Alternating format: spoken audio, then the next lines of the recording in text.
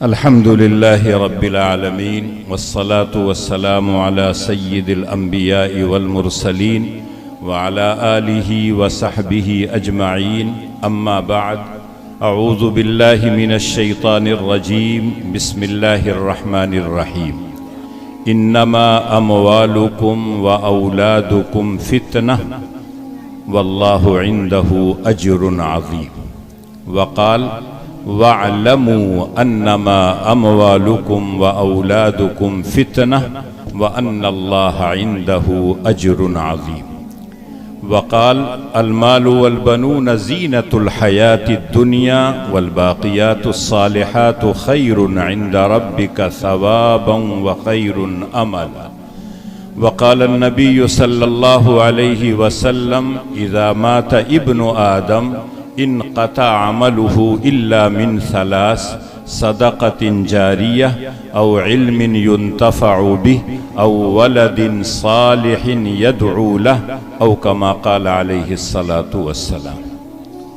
قابل تعظیم صدر جلسہ، اسٹیج پر تشریف فرما علماء کرام، بزرگان ملت، دور و دراز اور خود اس قصبے کے جو لوگ آئے ہوئے ہیں، معزز مہمانان، اور میری قابل احترام پردہ نشین ماؤں، بہنوں اور بیٹیوں، میرے لیے یہ انتہائی خوشی اور مسرت کا مقام ہے کہ آپ کے قصبے کے محبوب ادارہ دارالعلوم کے بچوں کی انجمن تہذیب اللسان کے اختتامی اجلاس میں شرکت کا موقع مل رہا ہے، اور میرے لیے یہ سعادت اور خوشبختی ہے کہ آپ سے کچھ کہنے کا موقع مل رہا ہے۔ سب سے پہلے میں ان تمام بچوں کو مبارکباد دینا چاہتا ہوں جنہوں نے پروگرام پیش کیا ہے۔ کچھ پروگرام کمرے میں بیٹھ کر میں نے سنا، کچھ پروگرام اسٹیج پر آ کر میں نے سنا، اور مجھ سے جو کہا گیا تھا کہ مختصر پروگرام ہے، لیکن کتنا مختصر تھا آپ لوگوں کو اندازہ ہے۔ جاڑے کا موسم ہے، اس موسم میں کم سے کم تھوڑا سا خیال کرنا چاہیے تھا۔ اگر 3 مسابقہ تھا تو 1-2 دن میں کر لینا چاہیے تھا۔ ایک مسابقہ اس وقت یہاں رکھتے تو جو لوگ تقریباً 4 گھنٹے سے زیادہ ہو رہا ہے۔ 8 بجے نماز ہوئی تھی، 8 4 12 پونے 1 ہونے جا رہا ہے، اور مجھ جیسے لوگوں کو صبح کو 5 گھنٹی پڑھانا بھی ہے، تو اندازہ کر لیجئے کہ اتنی دیر تک جگائیں گے تو نہ دل و دماغ کام کرے گا، نہ زبان ساتھ دے گی۔ لیکن آپ کی ہمت اور جرأت کو میں سلام کرتا ہوں۔ آپ کا ایمان، آپ کا تعلق، مدرسے سے لگاؤ یقینی طور پر پتہ یہ چلتا ہے کہ آپ کو ہے۔ جیسے آپ اپنا تن من دھن اپنے اداروں پر لگاتے ہیں، تو آج آپ کو دیکھ کر خوشی ہوئی ہوگی کہ آج گئے گزرے دور میں جب مدارس پہ طرح طرح کے اعتراضات ہوتے ہیں، غیر بھی کرتے ہیں، اپنے بھی کرتے ہیں، تو ایسے دور میں آپ کے بچوں نے آپ کے سامنے جس جرأت کے ساتھ، جس ہمت کے ساتھ اپنی بات کو رکھا ہے، یقیناً وہ مبارکباد کے مستحق ہیں۔ اور اسی کے ساتھ ساتھ انجمن کے جو ذمہ داران ہیں، میں ان کو بھی مبارکباد دیتا ہوں، اس لیے کہ ان کی محنتیں ان بچوں کے ساتھ تھیں، ان کی تیاری ان کے ساتھ تھی، اس لیے وہ اتنا اچھا پروگرام پیش کر سکے۔ جہاں تک رہا تجوید و قرات کا مسابقہ، آپ نے سنا، اسی طرح سے حفظ کا جو مسابقہ تھا، پھر جو سوالات اور جوابات تھے، پھر ابھی جو آپ نے تقریریں سنی، مکالمہ جس کے لیے سارے بچے انتظار کرتے ہیں، مختصر تھا لیکن اچھا تھا، وہ شریک ہوئے، اس کے بعد چلتے بن گئے۔ تو اگر مکالمہ جو ہے ایک دم اخیر میں رکھے ہوتے، بیٹھائے رہتے ان کو انتظار میں، تو شاید اور تھوڑی دیر بیٹھتے۔ ابھی اتنے انعامات ہیں، شاید یہ سب بھی تقسیم کرنا ہے، اس لیے آپ سے بہت مختصر بات میں کرنا چاہتا ہوں کہ آج جس دور میں ہم جی رہے ہیں، اللہ کی بے شمار نعمتیں ہم پر ہیں، تمام سختیوں کے باوجود، مہنگائیوں کے باوجود، اور ہر طرح کی پریشانیوں کے باوجود اللہ کی کتنی نعمتیں ہم پر اور آپ پر ہر وقت برستی ہیں کہ ہم اس کا شکر نہیں ادا کر سکتے، اور نہ ان نعمتوں کو ہم گن سکتے ہیں۔ وَإِن تَعُدُّوا نِعْمَةَ اللَّهِ لَا تُحْصُوهَا، لیکن تھوڑے سے وقت میں صرف ایک نعمت کا میں تذکرہ کرنا چاہتا ہوں، اور وہ ہے نعمت اولاد۔ اولاد اللہ کی کتنی بڑی نعمت ہے، اس کا آپ تصور کیجئے۔ ان لوگوں سے پوچھئے جن کے پاس اولاد نہیں ہے، ان عورتوں سے پوچھئے جن کی گود خالی ہے، تب وہ بتائیں گے کہ اولاد کتنی بڑی نعمت ہے۔ میں آپ سے صرف اتنا کہنا چاہتا ہوں کہ جس نعمت کے لیے نبیوں نے دعا کی ہو، خلیل اللہ نے دعا کی ہو، حضرت زکریہ علیہ السلام نے دعا کی ہو، جب عمر ان کی زیادہ ہو گئی، اولاد نہیں ہوئی، تو ہاتھ اٹھا کے اللہ سے کہا رب ہب لی من الصالحین، اے اللہ نیک اولاد دے دے۔ اس لیے کہ نبیوں کی جو دعائیں ہیں اس کو پڑھیے تو اس میں ایک طرح کا معنی ہوتا ہے، ایک طرح کی کشش ہوتی ہے، گویا ہم کو بھی یہ سکھایا جا رہا ہے کہ ہم کو بھی اگر دعا کرنا ہو تو دعا اسی انداز سے کرنا چاہیے۔ سورہ مریم کی ابتدائی آیتیں پڑھیے جس میں حضرت زکریہ نے دعا کیا ہے، اپنی تمام عاجزی، انکساری، بے بسی تمام کا ذکر کرنے کے بعد کہتے ہیں رب حب لی من لدنک ولیہ، اے میرے پروردگار مجھے ایک بیٹا دے دے، ایک ولی دے دے، یریثنی ویریث من آل یعقوب، جو علوم نبوت آپ نے مجھ کو دیا ہے اس علوم نبوت کا وہ وارث بنے، جو آپ نے مجھ کو علم دیا ہے اس علم کو آنے والی نسلوں تک پہنچائے۔ اللہ نے سنا اور فوراً اللہ کی طرف سے آیا یا زکریا انا نبشرک بغلام اسمہ یحییٰ لم نجعل لہ من قبل سمیہ، اے زکریا ہم نے سن لیا آپ کی دعا کو اور ہم آپ کی خواہش کو پورا کریں گے، آپ کو ایک اولاد دیں گے جس کا نام یحییٰ ہوگا، اور اس کی ایسی صفات ہوں گی کہ آج تک اس صفات کا کوئی انسان نہیں آیا ہے۔ اس سے پتہ چلتا ہے کہ اولاد بہت بڑی نعمت ہے۔ ہم آپ بھی کہتے ہیں کہ اولاد لخت جگر ہے، نور نظر ہے، آنکھوں کا تارا ہے، دل کا چین اور سکون ہے، لیکن کیا ہر اولاد اس پیمانے پر صحیح اترتی ہے؟ ابھی آپ نے ایک تقریر سنی تھی کہ بچوں کی غلطیاں، لیکن بچوں کی غلطیوں میں ماں باپ کی بھی غلطی شامل ہوتی، لاپرواہی وہ برتتے ہیں، اس لیے وہ اولاد بگڑ جاتی ہے۔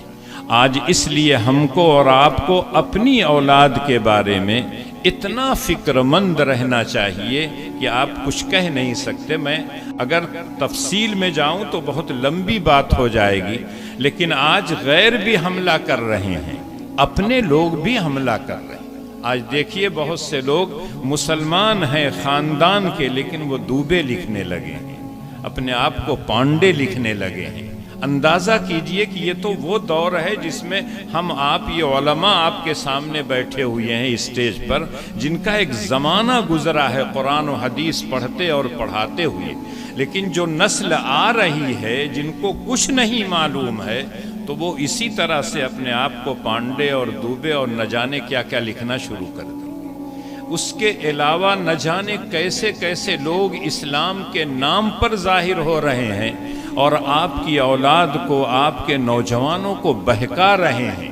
اس لیے ہم کو اور آپ کو اپنی اولاد کے سلسلے میں بہت چوکنا رہنا چاہیے، اور اس وجہ سے چوکنا رہنا چاہیے کہ اگر یہ اولاد صحیح ہے کہ نیک ہوئی، صالح ہوئی، دنیا میں بھی ہماری نیک نامی کا سبب بنیں گے، آخرت میں بھی ہمارے لیے ذریعہ سکون بنیں گے، لیکن اگر یہی اولاد بگڑ گئی تو آپ یقین کیجئے دنیا میں بھی بدنام ہوں گے اور آخرت تو برباد ہوگی ہی۔ اور یہی وجہ ہے کہ آج بہت سے لوگ اپنی اولاد کے سلسلے میں بالکل لاپرواہ قسم کے ہیں، بس وہ سمجھتے ہیں اللہ نے اولاد دے دیا ختم۔ نہیں، انبیاء کرام جنہوں نے دعائیں مانگی ہیں انہوں نے باقاعدہ اپنی اولاد کو نصیحت اور وصیت کی ہے، وَوَصَّى بِهَا إِبْرَاهِيمُ بَنِيهِ وَيَعْقُوبُ يَا بَنِيَّ إِنَّ اللَّهَ اصْطَفَى لَكُمُ الدِّينَ فَلَا تَمُوتُنَّ إِلَّا وَأَنْتُمْ مُسْلِمُونَ۔ حضرت ابراہیم ہوں، حضرت اسحاق ہوں، حضرت یعقوب ہوں، جتنے انبیاء آئے ہیں سب کو اپنی اولاد کی فکر رہتی تھی، اور باقاعدہ اپنی اولاد سے کہتے تھے کہ اللہ نے تمہارے لیے دین پسند کیا ہے، اسی دین پر مرنا، اسی دین پر جینا۔ دنیا سے جب جانے لگو تو تمہاری زبان پر اللہ کا نام ہو، اس کا کلمہ ہو۔ دنیا سے جاتے ہوئے تم کفر کی حالت میں نہ جاؤ، اس لیے کہ اگر کفر کی حالت میں گئے تو آپ یقین کر لیجئے کہ تباہی اور بربادی جو آنے والی ہے آخرت میں، اس کا ہم تصور یہاں نہیں کر سکتے۔ جہنم کا تذکرہ پڑھیے تو رونگٹے کھڑے ہو جاتے ہیں، ایسا لگتا ہے کہ جیسے جہنم کے عذاب کو کوئی آدمی اگر دیکھ لے اپنی آنکھوں سے تو شاید وہ فوراً ایمان لے آئے، لیکن ایمان بالغیب اللہ کے ہاں معتبر ہے، بغیر دیکھے ہوئے ایمان لانا۔ آج ہم اپنی اولاد کے سلسلے میں سمجھتے ہیں کہ ایسے ہی ہیں، اللہ خود کہتے ہیں یہ آزمائش ہے، امتحان ہے، اگر ان کو نیک بنا دیا، صالح بنا دیا، اچھا بنا دیا تب تو تم کامیاب ہو گئے، اور اگر تم نے ان کو لاپرواہ چھوڑ دیا، ایسے ہی بگڑتے رہے تو یقین کیجئے کہ آپ خود بھی بگڑے ہیں اور آنے والی نسلیں اور بگڑیں گی۔ اس لیے آج ضرورت ہے اس بات کی، ہر وقت ہم کو فکر رہنا چاہیے۔ المال والبنون زینت الحیات الدنیا۔ اللہ کہتے ہیں کہ میں اولاد دیتا ہوں، کسی کو صرف بیٹیاں دیتا ہوں، کسی کو صرف بیٹے دیتا ہوں، کسی کو دونوں دیتا ہوں، کسی کو کچھ نہیں دیتا۔ آج جس سماج میں ہم آپ رہتے ہیں، جب اللہ بیٹیاں دیتے ہیں تو کہتا ہے اللہ ایک تو بیٹا وہ دیتا، اور جس کے سارے بیٹے ہوتے ہیں تو کہتا ہے اللہ میں ایک تو بیٹیوں دیتا، اور جس کو دونوں دے دیتے ہیں تو پریشان ہوتا ہے کہ نہ دوپہر کو سونے دیتے ہیں، نہ آرام کرنے دیتے ہیں رات میں۔ ایک زمانہ تھا بہت سے لوگ کہتے تھے ہم دو، ہمارے دو، لیکن آج وہ کہنے پر مجبور ہیں کہ تین تین اولاد پیدا کر، لیکن جس نے شادی ہی نہیں کی ہے کہاں سے تین اولاد پیدا کرے گا؟ اللہ کہتے ہیں یَهَبُ لِمَن يَشَاءُ إِنَاثًا وَيَهَبُ لِمَن يَشَاءُ الذُّكُورَ أَوْ يُزَوِّجُهُمْ ذُكْرَانًا وَإِنَاثًا وَيَجْعَلُ مَن يَشَاءُ عَقِيمًا۔ اور کسی کو میں بانجھ پیدا کرتا ہوں، اس کو ایک بھی نہ بیٹا ہوتا ہے نہ بیٹی ہوتی۔ تو اگر اللہ نے کسی کو اولاد دی ہے، یہ اللہ کی بہت بڑی نعمت ہے، اس میں انسان کا کوئی دخل نہیں، یہ اللہ کی نعمت ہے۔ اللہ جس کو عطا کر دے، کبھی کبھی کسی کو اولاد نہیں ہوتی، تنہائیوں میں اس سے ملیے تب پتہ چلتا ہے کہ اولاد کتنی بڑی نعمت ہے۔ لیکن وہ اولاد اگر اللہ کی نعمت ہے تو اس کی قدر یہ ہے کہ اس کی تعلیم و تربیت پر زور دیا جائے، جیسا کہ صدر جلسہ سے آپ نے شروع ہی میں تقریر سنی تھی تعلیم و تربیت کے متعلق، بچوں کو کیا ہے سنوارنے کے متعلق۔ یہ انجمنیں جو قائم ہوتی ہیں مدارس میں، بچوں کو کیا ہے حوصلہ دیتی ہیں، بولنا سکھاتی ہیں، تاکہ دین اسلام کو جو سیکھتے ہیں اس کو اپنے اچھے انداز سے لوگوں کے سامنے پیش کر سکیں۔ اسی طرح سے جو مسابقہ ہوا ہے، مولانا ضیاء الدین صاحب کی زبانی آپ سن چکے ہیں کہ ان مسابقات کے فائدے کیا ہوتے ہیں۔ آج جن اداروں میں اس طرح کے ہم بیٹھے ہیں، ہمارے اکابر نے بہت پہلے قائم کیا تھا، اور اس کا مقصد صرف یہ تھا کہ ہمارا ایمان محفوظ رہے۔ ایمان اتنی قیمتی چیز ہے کہ اگر اس کو آپ نے گنوا دیا تو آپ سمجھ لیے کہ آپ خود بیکار ہو گئے، اور اگر اس کی آپ نے حفاظت کر لیا تو آپ اچھے آدمی ہیں، اور یقیناً دنیا میں بھی لوگ آپ کی تعریف کریں گے، اور جب آخرت میں جائیں گے تو ایسی ایسی نعمتیں ملیں گی جس کا دنیا میں ہم تصور نہیں کر سکتے۔ اللہ کے رسول کہا کرتے تھے ما لا عین رأت ولا اذن سمعت ولا خطر على قلب بشر۔ جنت میں ایسی ایسی نعمتیں اللہ نے تمہارے لیے تیار کر رکھی ہیں، تمہاری آنکھوں نے دیکھا نہیں ہے، تمہارے کانوں نے سنا نہیں ہے، تمہارے دل پر اس کے تصورات اور خیالات بھی نہیں آتے ہیں۔ فلا تعلم نفس ما اخفی لهم من قرۃ اعین، اللہ تعالیٰ جنت میں ایسی ایسی نعمتیں عطا کریں گے، تمہیں آنکھوں کی ٹھنڈک ملے گی، تمہاری آنکھوں کو سکون اور چین ملے گا، لیکن صرف امید سے، تمناؤں سے، آرزو کی بنیاد پر آپ کا بیٹا اچھا بن جائے، آپ کا نور نظر بن جائے، آپ کے دل کا سرور اور چین بن جائے، ایسا نہیں ہو سکتا ہے۔ اس کے لیے محنت کرنی پڑے گی، اس کے لیے پاپڑ بیلنا پڑے گا، ایک ایک چیز کی اس کی فکر کرنا پڑے گا، تب جا کے ہوگا۔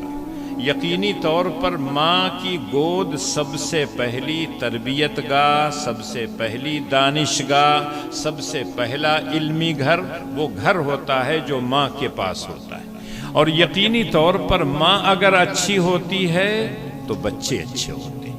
آج بھی بہت سے لوگ کہتے ہیں کہ اگر کسی آدمی کو اچھا دیکھیے تو جب آپ اس کا سروے کریں گے، جائزہ لیں گے، تحقیق کریں گے تو اس کی ماں اچھی ہوگی۔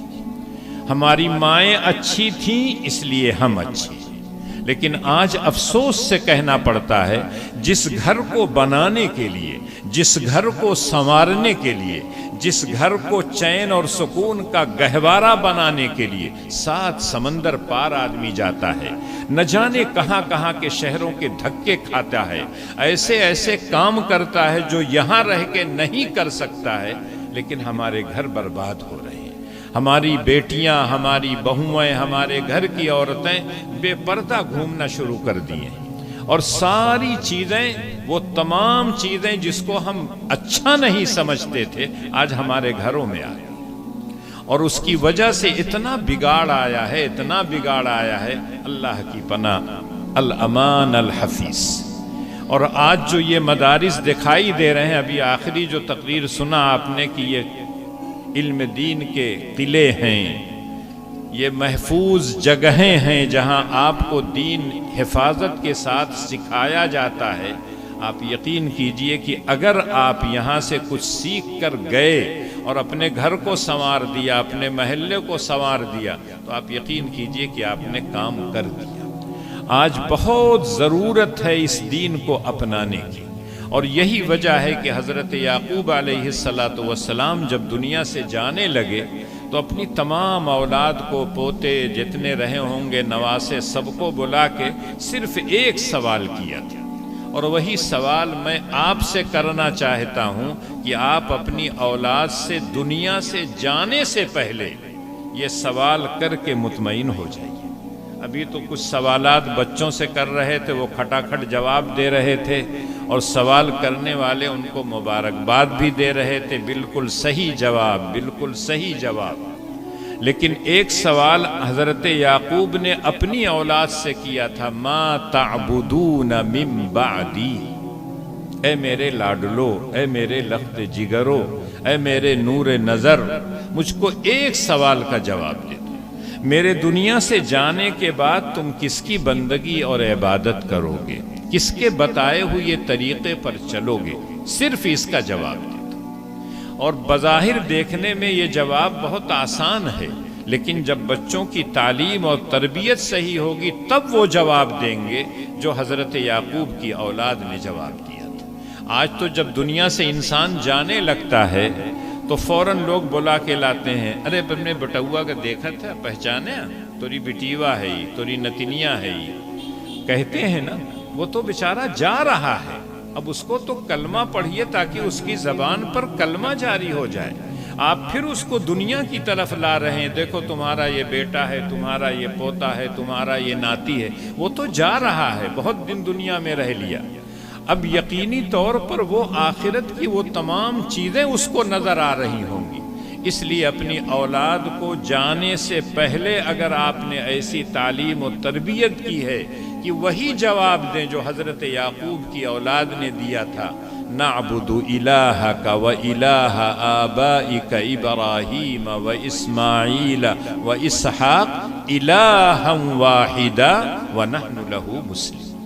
اگر کوئی باپ اپنی اولاد سے مطمئن ہو کر دنیا سے جاتا ہے کہ میری اولاد اسی دین پر باقی رہے گی، اس سے بڑا خوش نصیب کوئی باپ نہیں۔ اور اگر کسی اولاد کو ایسا باپ مل گیا تو میں کہتا ہوں وہ بچہ خوش نصیب ہے. ورنہ آج تو لوگ کہتے ہیں اتنی میرا لوم چل رہا ہے، میری فیکٹری ہے، اتنا بینک بیلنس ہے، اس کو دیکھو، اس کو تو دیکھے گئے. اور یہی وجہ ہے کہ اگر آپ کی اولاد صحیح ہے تب تو کام آپ کا بن گیا. اگر فقر و فاقہ کی زندگی گزارے گا تب بھی صحیح رہے گا. لیکن اگر آپ نے اس کی صحیح تعلیم و تربیت نہیں کی اور پیسے دے دیا، مکان دے دیا، جائیداد دے دیا، سب کچھ دے دیا، آپ یقین کیجئے کہ سب برباد ہو. اس وقت میں بیٹھا ہوں، سانس آ رہی ہے، دل دھڑک رہا ہے. اپنے کو مثال کے طور پر پیش کرتا ہوں. آپ کو کہوں گا تو کہیں گے 12 بجے کے بعد ہم لوگوں کو مارنے لگے آپ. تو اگر میری سانس اس وقت رک جائے، قلب کی دھڑکن اس وقت رک جائے، تو جو کچھ میرے پاس ہے میرا نہیں، اب وہ میرے وارث کا ہو جائے گا. تو سب سے پہلے جو چیز انسان کا ساتھ چھوڑتی ہے وہ ہے مال. جہاں آنکھ بند ہوئی جو کچھ بھی ہے کچھ آپ کا نہیں. اور اگر اولاد کو آپ نے صحیح بنا دیا، اس کی تعلیم و تربیت صحیح کی، تو نیک اگر ہوگا تو آپ کے دفن کفن کے لیے کیا ہے تھوڑا سا انتظام کرے گا. 2 گز زمین تک نہلا دھلا کے کفن پہنا کے لے جائے گا، قبر کے اندر سلا دے گا، مٹی دینے کے بعد ہاتھ اٹھا کے دعا بھی کر دے گا، رب ارحمہما کما ربیانی صغیرا. لیکن اگر وہ اولاد نیک نہ ہوئی، صالح نہ ہوئی، تو آپ یقین کیجئے کہ آپ دنیا سے چلے جائیں گے. اور جب آپ چلے گئے آپ کو تو نہیں معلوم، لیکن جو لوگ رہیں گے جب اس کو اطلاع دیں گے تو کہے گا جو خرچہ ہے وہ ہم کو بنا کے لسٹ دے دیجئے، پیسہ ہم دے دیں. کیا اس باپ کا اتنا ہی حق ہے جو ماں 9 مہینے اپنے پیٹ میں رکھا ہے تمام مشقتوں کے ساتھ؟ قرآن کہتا وہنن علی وہن، کہیں کہتا کرہن علی کر. تو یہ تمام مشقتیں ماں اٹھاتی ہے 9 مہینے، اور اس کے بعد موت و حیات کی کشمکش میں اس کو جنتی ہے. جننے کے بعد اس کے آرام اور سکون کے لیے اپنا آرام اور سکون تج دیتی ہے. کیا وہ ماں صرف اس لائق ہے کہ کفن کا کپڑا آپ خرید کے دے دیں، صابن خرید کے دے دیں، عطر خرید کے دے دیں، لوہبان خرید کے دے دیں اور کہیں کہ لے جاؤ ان کو دفن کر دو؟ اس ماں کے پیروں کے نیچے جنت ہے. یہ کہاں سکھایا جاتا ہے؟ اسی طرح کے مدارس میں سکھایا جاتا ہے. اسی طرح کے علماء سکھاتے ہیں کہ ماں کی قدر و قیمت کتنی ہے، اس کو تم سمجھو. یقینی طور پر باپ بے پناہ مشقتیں جھیلتا ہے صرف اس لیے کہ میری اولاد چین اور سکون سے رہے. ایک زمانہ وہ تھا جب یہ تمام آسائشیں نہیں تھی، بجلی نہیں تھی، لانٹین جلتی تھی، دیا جلتا تھا، اس میں بھی لوگ پڑھتے تھے، اس میں بھی لوگ ڈی ایم بنتے تھے، اس میں بھی مفسر بنتے تھے، اس میں بھی قاری بنتے تھے، اس میں بھی محدث بنتے تھے. لیکن آج یہ تمام آسانیاں ہیں. ورنہ پہلے زمانے میں کوئی بلب جلتا تھا کہیں کنارے بادشاہ کے گھر کے پاس، کتاب لے جا کے وہاں پڑھتے تھے. آج اتنی آسانیاں ہیں، صاف ستھری چھپی ہوئی کتابیں ہیں، لائٹ ہے، ساری آسانیاں موجود ہیں، لیکن کتنا ہمارے بچے پڑھتے ہیں؟ ابھی موبائل کا نام سنا؟ موبائل لے کے بیٹھے رہیں گے کسی میڑ کے نیچے، کسی کھیت میں، کسی پیڑ پر جا کے بیٹھے رہیں گے، چھپ کر دیکھیں گے. اچھی چیز اگر ہوگی تو چھپ کر کوئی آدمی نہیں دیکھتا ہے. پہلے زمانے میں کیا ہے، جب شادیاں ہوتی تھی غیر مسلموں کی، اس میں ناچ ہوتا تھا، نوٹنکی جس کو کہتے تھے اس زمانے میں. آج بھی ہوتا ہوگا لیکن اب تو عورتیں ناچنے لگیں، اس وقت مرد ناچتے تھے. اس ناچ کو دیکھنے کے لیے بہت سے لوگ جاتے تھے. جب باہر سوتے رہتے تھے تو کہیں گھر والوں کو پتہ نہ چلے، لحاف پھیلا دیتے تھے، چادر پھیلا دیتے تھے، چپے سے چلے جاتے تھے اور سن کے ناچ دیکھ کے آ کے پھر سو جاتے تھے. گھر والے سمجھتے کہ بیٹا سو رہا ہے، بھیا سو رہا ہے. لیکن آج تو ناچ گانا سب ہمارے جیب میں، جہاں دبایا نہیں، جو چاہیں آپ، جو چیزیں آپ سوچ نہیں سکتے ہیں وہ خود سے دکھانا شروع کر دیتے ہیں، اور ایک آپ دیکھیں گے تو خواہش بڑھے گی، دوسرا تیسرا، اس کے بعد آپ کہیں گے اللہ غفور ہے، اللہ ستار ہے، اللہ غفار ہے، اے اللہ توبہ توبہ توبہ معاف کر دے۔ لیکن اگر اس پر اصرار کرتے ہیں تو آپ یقین کیجئے کہ بگڑ جائیں گے۔ اس لیے آج بہت ضرورت ہے کہ اپنی بیٹے اور بیٹیوں پر ایک ایک چیز پر نگاہ رکھیں۔ قرآن نے اس وقت ازواج مطہرات سے کہا تھا وَقَرْنَ فِي بُيُوتِكُنَّ وَلَا تَبَرَّجْنَ تَبَرُّجَ الْجَاهِلِيَّةِ الْأُولَى، کہ گھر میں رہیں عورتیں۔ ازواج مطہرات سے کہا جا رہا ہے جن کے بارے میں ہم سوچ نہیں سکتے ہیں، ہمارے دل میں ذرا سا خیال بھی نہیں آ سکتا ہے کہ ان کا قدم غلط اٹھے گا، لیکن اللہ ان کو مخاطب کر کے کہتے ہیں گھر میں رہنا۔ وَلَا تَخْضَعْنَ بِالْقَوْلِ فَيَطْمَعَ الَّذِي فِي قَلْبِهِ مَرَضٌ وَقُلْنَ قَوْلًا مَعْرُوفًا۔ دیکھو جب کوئی آدمی آئے بات کرے تو بہت نرمی سے بات مت کرنا۔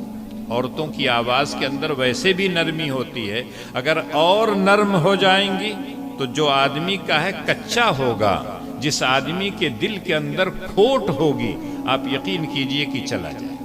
اللہ کے رسول صلی اللہ علیہ وسلم نے تو 1400 سال پہلے کہا تھا آنکھوں کا بھی زنا ہے، کان کا بھی زنا ہے، ہاتھ کا بھی زنا ہے، پیر کا بھی زنا ہے، اور اس کی تصدیق جو ہے وہ شرمگاہ کرتی ہے۔ ایک آٹو پہ کچھ لوگ جا رہے تھے، آٹو الٹ گیا، اس میں ایک نوجوان بچی تھی، آپ ہمدردی کے ماتحت گئے، اس کو اٹھایا۔ ہم مانتے ہیں کہ آپ نے بہت ہمدردی کی وجہ سے اس کو اٹھایا۔ وہیں ایک بوڑھا بھی تھا، اس کو تو آپ نے ہاتھ نہیں لگایا، کیا وہ آپ کی ہمدردی کا نہیں ضرورت مند تھا؟ اس کو بھی ضرورت تھی۔ لیکن جب اس بچی کو آپ نے اٹھایا اور وہ ٹھیک بیٹھ گئی تو اس نے آپ کی طرف دیکھ کے کہا شکریہ، آپ کے دل میں اس کے لیے جگہ بنی، اور اس نے کہہ دیا ذرا سا آ جائیے گا کبھی، میرا گھر فلاں جگہ ہے۔ اب آپ نے جانا شروع کر دیا، گفتگو شروع کر دیا، چائے پینا شروع کر دیا، ساری چیزیں چل رہی ہیں۔ اگر وہیں تک رہے تو ہم سمجھیں کہ وہ ہمدردی تھی، اور اس ہمدردی کی بنیاد پر آپ اس کے گھر تک پہنچ گئے۔ لیکن اگر آخری کام آپ نے کر لیا تو بس ہو گیا کام، بیڑا تمام۔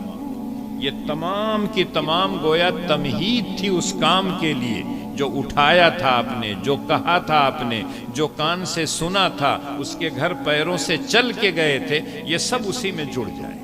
اللہ کے رسول نے 1400 سال پہلے کہا تھا۔ آج تو فتنے کا دور ہے، قدم قدم پر فتنے ہیں، اور آپ کو ہلاکت کے دہانے پر لے جا کے کھڑے کر دیتے ہیں۔ ایسے میں تو بہت چوکنا رہنا چاہیے، بہت چوکنا رہنا چاہیے۔ اور شیطان تو ہمارا ازلی دشمن ہے، ہر وقت لگا رہتا ہے، اور ایسے ایسے کام کرتا ہے کہ آدمی سوچ بھی نہیں سکتا ہے۔ بعض لوگ سمجھتے ہیں کہ مولانا سے کہے گا شیطان کی نماز نہ پڑھو، مولانا سے نہیں کہے گا۔ وہ جانتا ہے کہ مولانا تو نماز کے بارے میں رٹے ہوئے ہیں، 5 وقتہ نماز فرض ہے ورنہ ڈنڈے پڑیں گے، ان سے یہ نہیں کہے گا، ان کو نفل پڑھائے گا، فرض چھوڑوا دے گا۔ ایک وکیل صاحب ہیں تو ان کے لیے شیطان اسی طرح کا وکیل ٹائپ کا آئے گا تاکہ ان کو بہکا سکے، دوسرے کو نہیں بہکائے گا۔ سیدھا سادہ ہوگا تو کہاں سے بہکائے گا؟ ایک پروفیسر صاحب ہیں تو ان کو اسی طرح کا آئے گا شیطان بہکانے کے لیے۔ ایک آدمی جا رہا تھا تو شیطان تھا، اس نے کہا کہ سامنے جو گھر ہے گرنے والا ہے، ہٹ جاؤ یہاں سے، ادھر سے جلدی سے گزر جاؤ۔ بیچارہ پیچھے ہٹ گیا، اتنی دیر میں مکان گر گیا۔ تو اس نے پوچھا کہ بھیا تم کون ہو؟ تو کہا 100 مرتبہ جس پر دن بھر میں تم لعنت بھیجتے ہو وہی میں۔ اعوذ باللہ من الشیطان الرجیم۔ اس سے پوچھا کہ تم نے یہ کام کیوں کیا اگر میں لعنت بھیجتا تھا؟ کہا اگر مکان گرنے سے تمہاری موت ہوتی تو تم شہید ہو جاتے، میں تم کو شہادت کا درجہ نہیں دوں۔ تو وہ اتنا ہمارا دشمن ہے، ایسے ایسے بہکائے گا، کچھ کہنے کی بات نہیں۔ تو ہم کو اور آپ کو بہت چوکنا رہنا ہے۔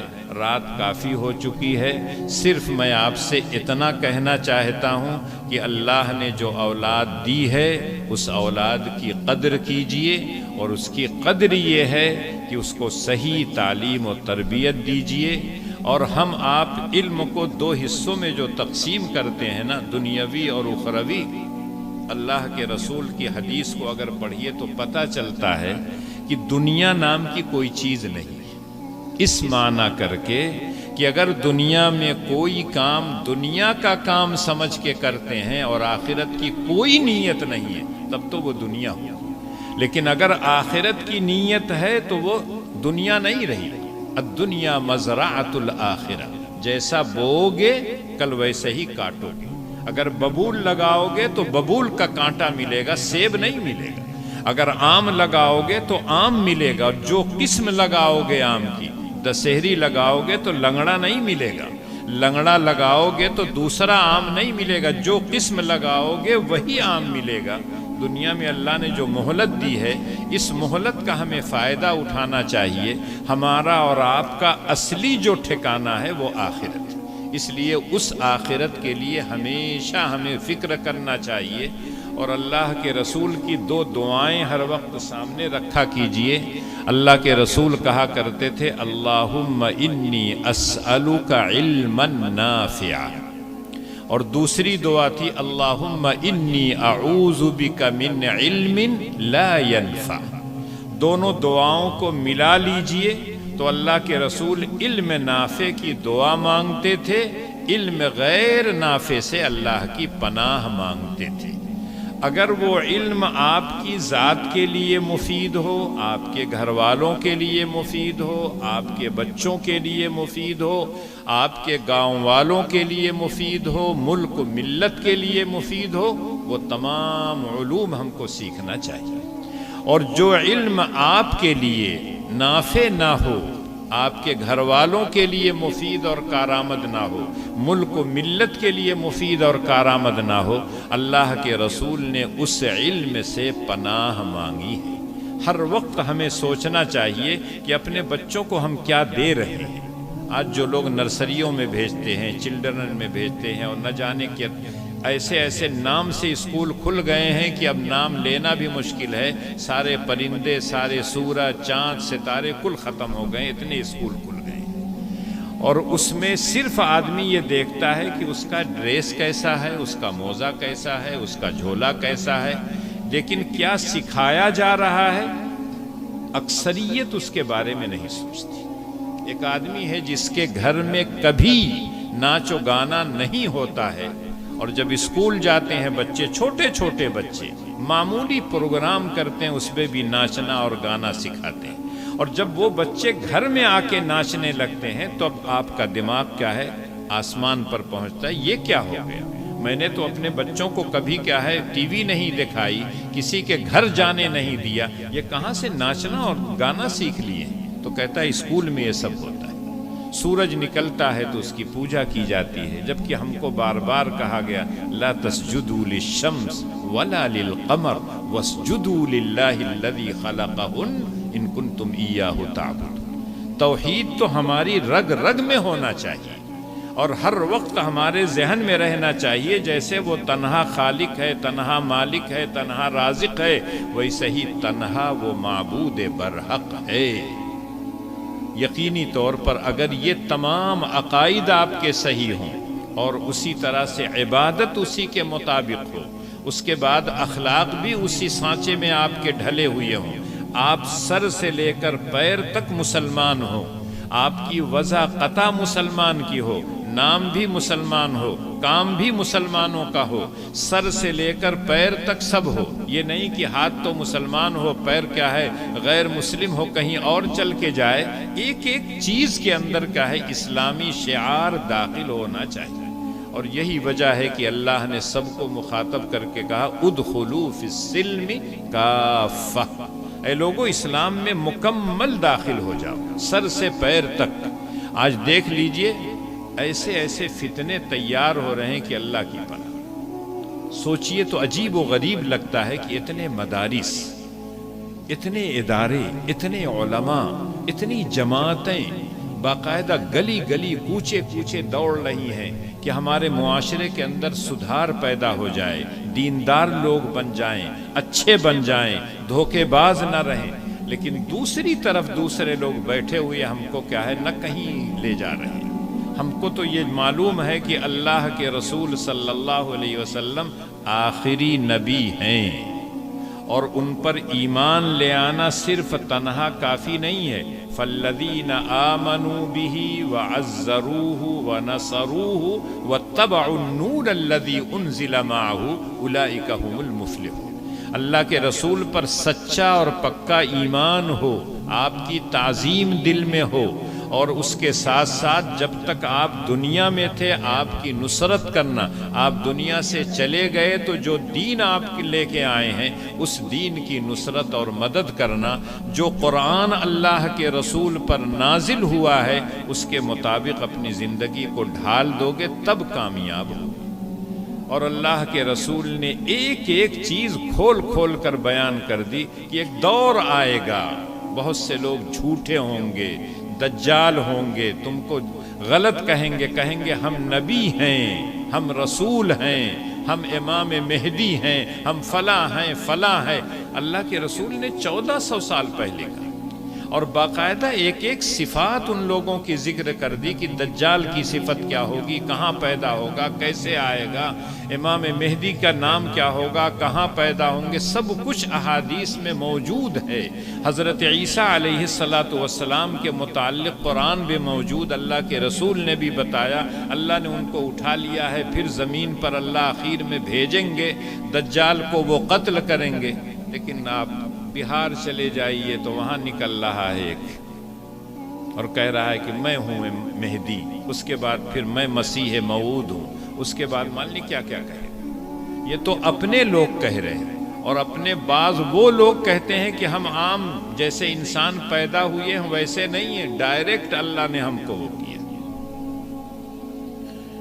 اور آپ کی جو عدالتیں انصاف کے لیے قائم ہیں وہ کہتے ہیں کہ ہم فیصلہ کرتے ہیں ایشور سے دعا کر کے تب فیصلہ کرتے ہیں۔ ارے وہاں تو آپ کے سامنے کاغذات ہونا چاہیے، گواہ ہونا چاہیے، ثبوت ہونا چاہیے، اس کی بنیاد پر فیصلہ کرنا چاہیے۔ ایسے دور میں اپنے آپ کو بچانا، دین کی حفاظت کرنا بڑا مشکل کام ہے۔ اس لیے ہم کو ہر وقت فکر کرنا چاہیے کہ اللہ نے بڑی نعمتوں سے ہم کو نوازا ہے، اس نعمت کی قدر کیجئے، اپنے دین کی قدر کیجئے، اپنی اولاد کو دیندار بنائیے اور ان کے دین کی حفاظت ہر وقت کیجئے۔ اگر بچے اور بچی کو آپ کہیں اسکول میں بھیج رہے ہیں، کیسے وہ جاتے ہیں، کہاں سے آتے ہیں، کب چھٹی ہوتی ہے، ایک ایک چیز کی فکر ہونی چاہیے۔ لیکن آج تو لوگ بچیوں کو موبائل پکڑا دیتے ہیں، رات میں وہ جا کے چھت پہ معلوم نہیں کس سے بات کرتی ہیں، اور اس کے بعد جب چلی جاتی ہیں کہیں تب کہتے ہیں ارے یہ کا ہوئے گا، میری بٹیا تو ایسی نہیں تھی۔ لیکن جب وہ بات کرتی تھی تب آپ کو تو معلوم تھا کہ چھت پہ جا کے 12 بجے رات تک کس سے بات کرتی۔ ایک آدمی اپنی بیوی سے بھی ضرورت کے لیے بات کرتا، مشکل سے 5 منٹ 10 منٹ، بہت اگر دور ہوگا اور بہت ضرورت ہوگی چلیے آدھا گھنٹہ مان لیں۔ لیکن آپ کا بیٹا، آپ کی بچیاں 2-2 گھنٹے، 3-3 گھنٹے، 4-4 گھنٹے کس سے بات کر رہی ہیں؟ کبھی آپ نے سوچا جب خراب ہو جاتی ہیں، چلی جاتی ہیں، گھر سے باہر پیر نکال دیتی ہیں، تب تمام ہنگامے مولانا سے دعا کروائیں گے، مولانا سے کہیں گے آپ لوگ کیا کر رہے ہیں، ارتداد پھیل رہا ہے معاشرے میں۔ لیکن سبب کون بنا ہے؟ آپ بنے ہیں۔ حضرت عمر رضی اللہ تعالیٰ عنہ کا زمانہ تھا، ایک باپ نے آ کے اپنے بیٹے کی شکایت کی، کہا میری بات مانتا نہیں ہے۔ حضرت عمر نے اس کو بلایا باپ کو، اور اس کے بعد بیٹے کو بلایا اور بیٹے سے کہا تمہارے یہ ابا ہیں، کہہ رہے ہیں کہ تمہاری ان کی کوئی بات تم مانتے نہیں ہو، ان کا حق نہیں ادا کرتے ہو۔ تو اس بیٹے نے کہا کہ امیر المومنین میرا بھی کچھ حق بنتا ہے۔ کہا ہاں بنتا ہے۔ کہا دو موٹے موٹے کچھ سنا دیجیے۔ تو انہوں نے کہا کہ جو تمہاری ماں ہے، جب تمہارے باپ نے شادی کی تھی تو تو دینداری کو ترجیح دینا چاہیے تھا۔ ٹھیک ٹھاک عورت ہوتی، صاف ستھری ہوتی، اخلاق کی۔ اس کے بعد کیا ہے، جب تم پیدا ہوئے تھے تو تمہارا نام اچھا رکھنا چاہیے تھا، اور اس کے بعد جب تم بولنے کے لائق ہو گئے تھے تو تم کو قرآن سکھانا چاہیے تھا۔ کہنے امیر المومنین رک جائیے، ابا سے پوچھا یہ تینوں حق ادا کیے ہیں؟ ایسی عورت سے شادی کیے ہیں کچھ نہیں، میرا نام جو ہے کیڑا مکوڑے کے نام پہ رکھ دیے، اور ان سے پوچھئے کہ قرآن سکھلائے ہیں مجھ کو، کبھی کلمہ پڑھائے ہیں؟ کچھ نہیں پڑھایا۔ تو حضرت عمر نے کہا خالی بیٹے کی شکایت کرنا جانتے ہو؟ ایک بھوپال میں بزرگ گزرے ہیں، اس لیے کہ اب تو سونے کا موڈ ہے، اس لیے قصہ واقعہ سنا رہا ہوں، ورنہ میں واقعات سناتا نہیں۔ مجددی بہت بڑے پیر صاحب تھے، تو بھوپال کی نواب کی بیوی آئی اور کہا حضرت بچے میری بات نہیں مانتے ہیں۔ تو انہوں نے کہا بیگم مرغی پال لو۔ تو سمجھی کہ لگتا ہے کسی اور خیال میں ہے، کشف وشف ہو رہا ہے کیا، یہاں نہیں ہے۔ کہا حضرت میں کہہ رہا ہوں کہ میرے بچے میری بات نہیں مان رہے ہیں۔ تو کہا کہہ تو رہا ہوں مرغی پال لو۔ کہنے لگا حضرت میں سمجھ نہیں پائی۔ تو کہنے لگے بیٹھو میں سمجھاتا ہوں۔ تو انہوں نے کہا دو عورتیں تھیں، دونوں کا گھر برابر میں بنا ہوا تھا، بیچ میں ایک دیوار تھی، اس دیوار میں چھوٹا سا سوراخ تھا، ایک غریب تھی ایک مالدار تھی۔ جب غریب کے گھر کوئی مہمان آتا تھا تو اسی جو طاق تھا یا روشن دان تھا اسی سے اپنی اس عورت کو جو امیر تھی آواز دیتی اور کہتی بہن ایک انڈا دے دو مہمان آئے۔ ایک دن مانگا دے دیا، 2 دن مانگا دے دیا، تیسرے دن مانگا دے دیا، اس کے بعد چوتھے دن اس نے کہا بہن مرغی پال لو۔ تو کہنے ٹھیک ہے وہ تو سمجھ میں آتا ہے، انڈا مانگا انڈا نہیں دیا، تو اس نے کہا کہ پال لو۔ میں ابھی تک نہیں سمجھ پائی۔ تو انہوں نے کہا آج بیٹے کی شکایت کر رہی ہے، کل بیٹیا کی شکایت کرو گی، پرسوں شوہر کی شکایت کرو گی، اس کو راضی کرو۔ رب کائنات اگر تم سے راضی ہو جائیں گے تو بیٹا بھی راضی رہے گا، بیٹیا بھی راضی رہے گی، شوہر بھی راضی رہے گا، گھر کے سارے لوگ صحیح ہوں گے۔ آج ضرورت اس بات کی ہے، وہ خفا ہے ہم سے، اس لیے ساری پریشانیاں جو آپ دیکھ رہے ہیں ہماری بدعمالیوں کی وجہ سے ہے۔ اس لیے ہمیں اپنے اعمال کو سدھارنا چاہیے، اور سدھارنے کے بعد دعا بھی کرنا چاہیے، تدبیر بھی کرنا چاہیے۔ اللہ دعائیں بھی سنتا ہے، تدبیروں کو کامیاب بھی کرتا ہے۔ اللہ تعالیٰ مجھ کو اور آپ کو کہنے اور سننے سے زیادہ عمل کی توفیق